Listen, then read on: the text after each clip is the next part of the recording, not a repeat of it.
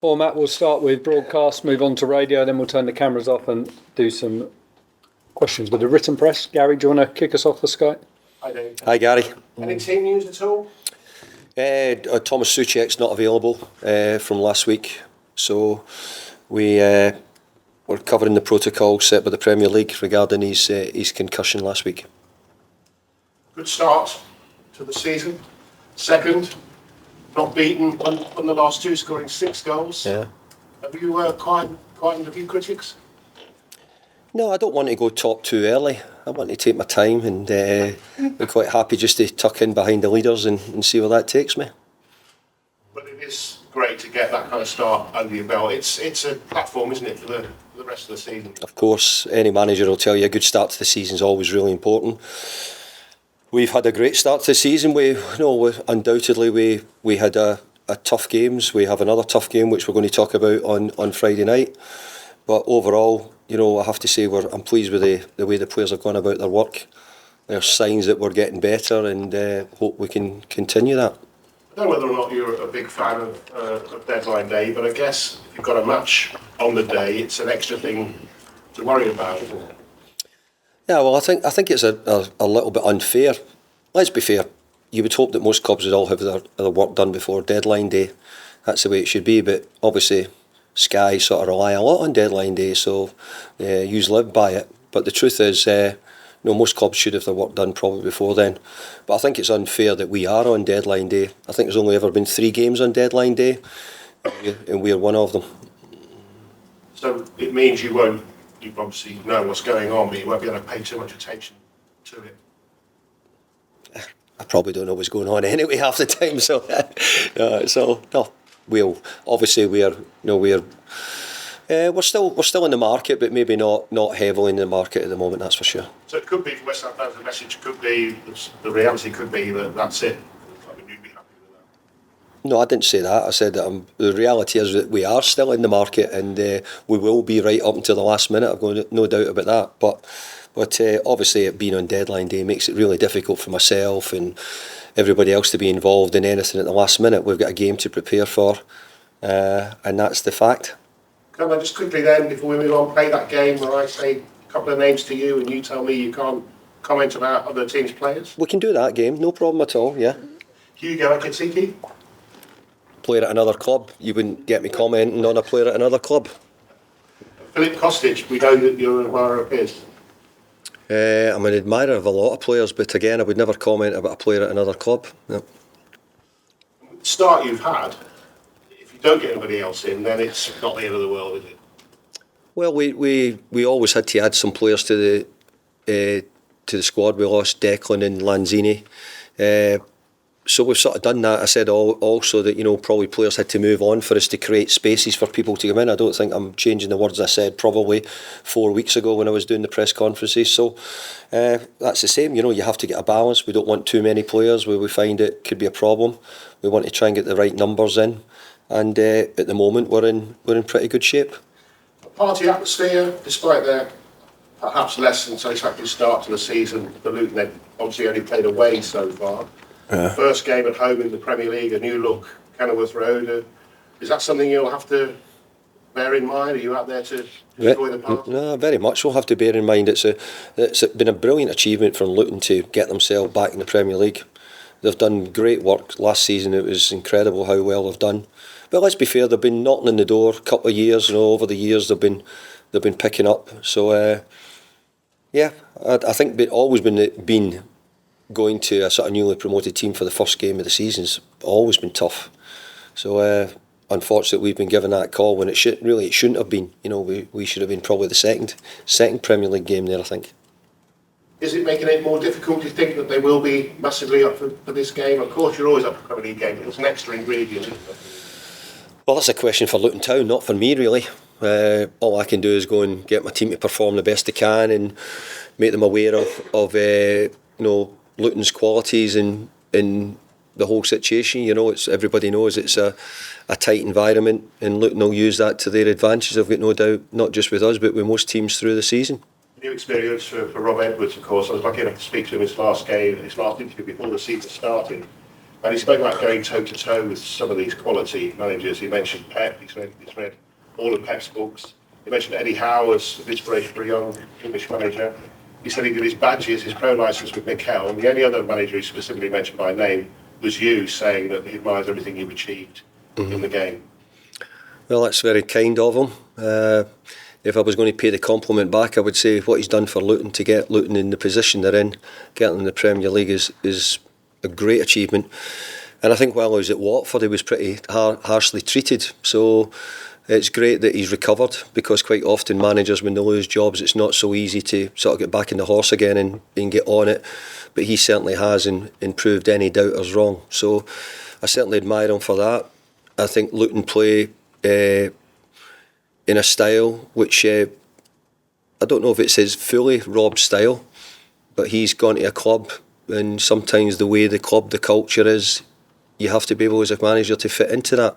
I think he's done it really well at Luton, and he's given their supporters Premier League football again. It's from the England squad's just out. I don't know if you've had a chance to see it, but James and Jarrod not included. Are you surprised? Look, Gareth's a really good manager and picks his England squad. England have got an incredible choice of players. I'm glad that Jarrod and James is with me, especially because you play Scotland as well. So I'm keeping good players back. So I'm happy that those two are staying with me. Niv, a couple from you. Hi, David. Good afternoon. Regarding James Ward Prowse, you knew what you were getting by signing him, but how would you reflect on the time he settled in, the quality of the leadership he brings here at West Ham? Well, I think those points are very valid, because that's one of the reasons we did bring him, because of his Premier League experience. He's been captain of a side for a long time. He's been a really loyal player over the years for Southampton, and he's come in and settled in really well for us, and goes about his business exactly how you would look at his personality. Created goals, scored a goal. So we have to say we're really pleased with the start he's made. You're second in the Premier League table at the moment. What are the chances of you being in and around the top four at the end of May? Well, it's a bit early to call that, isn't it? With the level of the competition we've got, but overall, you better been up there. I don't want to hit the front too early, as I said earlier, but I'm really pleased that we've got ourselves in a strong position, and we can work from that much better than this time last year. So let's see if we can build on it. Did you expect such an impressive start to the season, especially after Declan left? The team is working really well as a collective. I said before, when I lost Wayne Rooney at Everton and he went to Manchester United, I found that it's always about the team, and quite often the focus goes on to one player. The media, everybody talks about the one player, how important he is, how big he is, and sometimes people forget that it's the team who's the most important thing, and it always will be the team. So we're trying to get a team here who work hard, committed, determined to be competitive, and at the moment we've got that. We've certainly seen that in the games we've played so far. You have so many years of managing in the Premier League. Against Rob Edwards, that's his first season managing the Premier League. As a colleague, what would be the best advice you can give from your years of experience? Well, Rob's doing a really good job. He's had a couple of parts of his career have been good, and then he's had a couple of dips, but I don't think you go into football management unless you're going to get that. And he's now got a big challenge now of taking Luton in the Premier League, which it won't be easy for him, but he's got a lot of things to his advantage, and he's taken a club up which haven't been there for a long time. So he'll get a bit of room to make some mistakes, but also, like any other manager in football, you tend to be judged by your results in the end. Right. David, hi. Hi there. You might not be thinking about top four, but you made room on the mantelpiece for the Manager of the Month award yet? Not even thought about it. Pep didn't manage all 3 City games. Yeah, well, let's hope that that's the case, because it's a sign of the team doing well. I know the manager gets that award, but if that's the case, then it'll be because of the team's performances. In all seriousness, 2 amazing results home to Chelsea, and then especially even Brighton having won their opening 2 games and scoring 4 goals. I, as you well know, being a West Ham supporter, that being getting results against Brighton over the years has always been incredibly tricky. Just to get away with it, get away from the title, which we've been labelled with us for so many years, was something which I was so pleased to get rid of after the game. So from that point of view, it was a really, really good result against what is a side which, as you rightly say, had scored 4 in each of the 2 games before. We're in great form. And for us to go down to Brighton and get a result, and again, we've been away from home. This is going to be our 3rd away from home game already, in when we've only played 4. Where there's many teams had 3 home games, only 1 away from home. So, from that point of view, we've had a pretty good start, picking up 4 points from 2 away games this season so far. How important is that? Because last season the away form was average to 4. Yeah. 4 actually.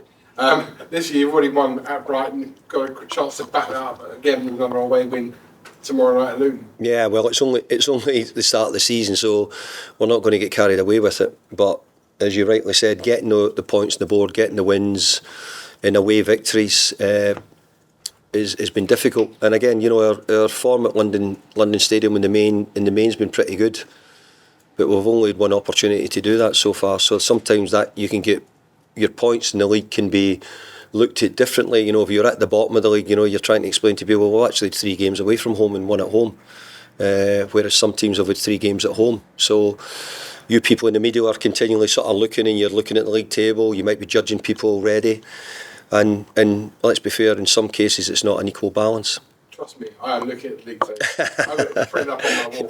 Yeah. Your recollection of the Kenilworth Road, you must have played at the Kenilworth match. Yeah, I have, yeah. Over the years, I have, and the recollection is everybody's well aware of the incredibly small dressing rooms and the tight tunnel, and the crowd. But there's part of that which is part of the game in this country, really. And I've got to say, I think there's a lot of the players really enjoy it. Supporters are close to the pitch. You're not so far away. You can see.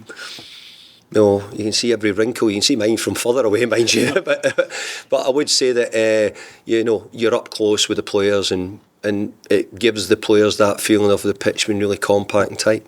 Does it remind them of where they've almost come from on their journey?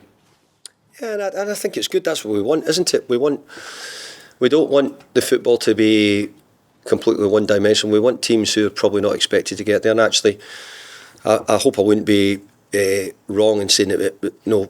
Maybe Kenilworth Road might be the worst Premier League ground where most teams would have to go.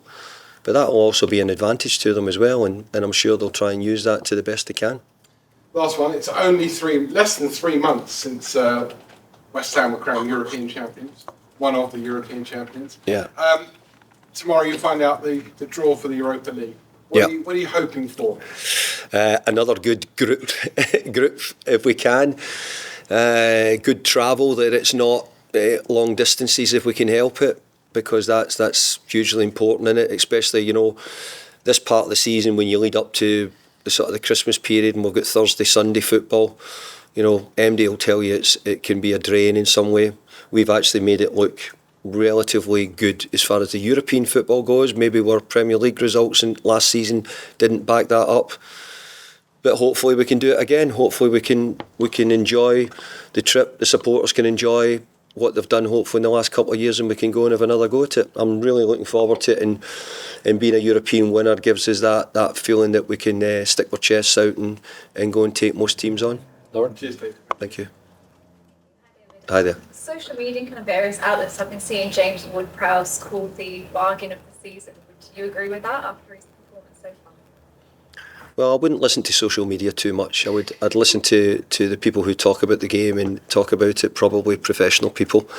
But overall, James has played 2 really, really good games, and we hope that that's going to relate into lots of goals, lots of really good performances, and more of the same from James. So overall, we're really, really pleased with him.